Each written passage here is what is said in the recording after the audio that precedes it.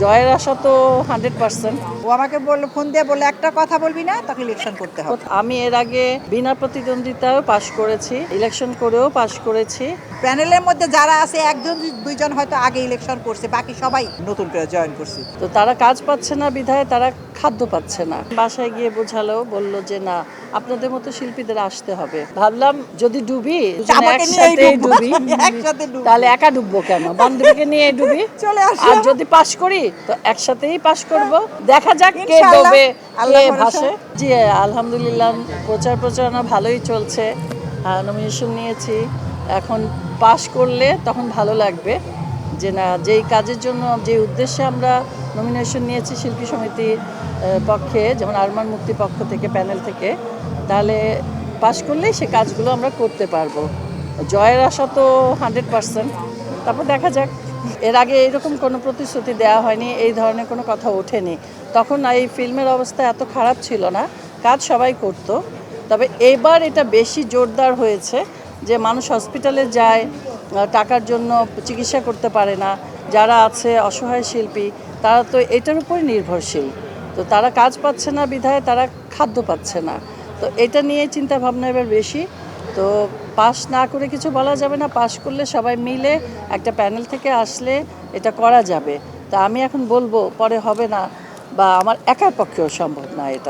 এটা একটা সমিতিগত ব্যাপার, সবাইকে বসে সম্মিলিতভাবে করতে হবে। সংগঠনের একটা প্যানেল থেকে তো নির্বাচন করতে হবে। তো আমার বাসায় আরমান ভাই, মুক্তি, অভি, শবনম পারভিন, চুন্নু এবং কমলদা, ওনারা একদিন গেলেন তো জিজ্ঞেস করতে। প্রথমে ফোন করেছিলেন নির্বাচন করবে কি না, আমি বলছি না, সেরকম চিন্তাধারা নেই এখন আমার। কারণ বাসায় গিয়ে বোঝালো, বলল যে না, আপনাদের মতো শিল্পীদের আসতে হবে, হ্যাঁ, কাজ করতে হবে। কারণ সিনিয়র শিল্পীরা না আসলে অনেক কথাই, অনেক প্রবলেম যেটা আমরা বুঝি সেটা তো করা সম্ভব হবে না।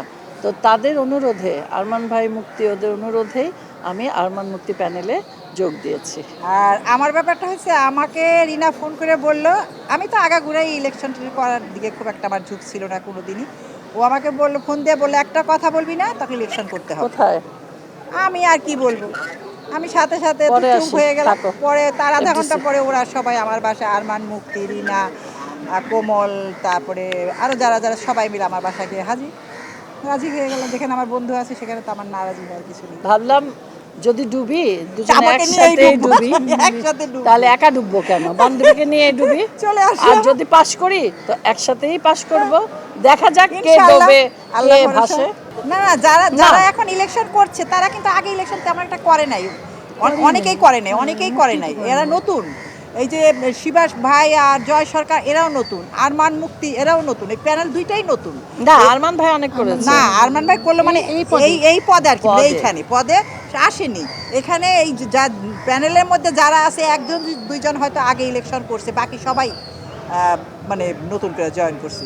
তুই তো করছিস না আরমান রিনা? ভাই প্রথম থেকেই ছিল, আর এখানে হ্যাঁ। অনেকে, কমলদা, চুন্নু, অনেকে প্রথম থেকে ছিল। আর আমি বহুবার ইলেকশন হ্যাঁ, করেছি, আমি করি এটা নাই। আমার প্রথম না। হ্যাঁ, ওর অনেকবার। হ্যাঁ, তো আমি এর আগে বিনা প্রতিদ্বন্দ্বিতায়ও পাশ করেছি, ইলেকশন করেও পাশ করেছি, আবার একবার হেরেছিও। এমন না যে 4বার পাশ করেছি, একবার হয়েছে, হতেই পারে। এগুলো নিয়ে আমার কোনো মাথা ব্যথা নেই, হার জিত থাকবেই, এটা নিয়েই চলতে হবে।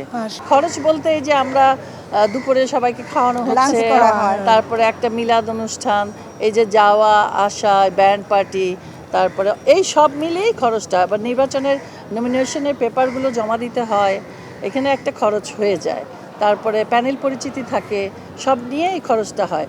আমি বলবো বাপ্পা সরে যায়নি, বাপ্পা আমাদের সাথেই আছে, প্রথম থেকেই ছিল আমাদের পক্ষ থেকে। আমাদের সাথে আমাদের নমিনেশন পেপারটা কিন্তু একই সাথে বাপ্পা সহ, বাপ্পা নিজ হাতে আমরা সবাই মিলে জমা দিয়েছি। তাহলে আর বাপ্পা আমাদের সাথে থাকলো না কোথায়?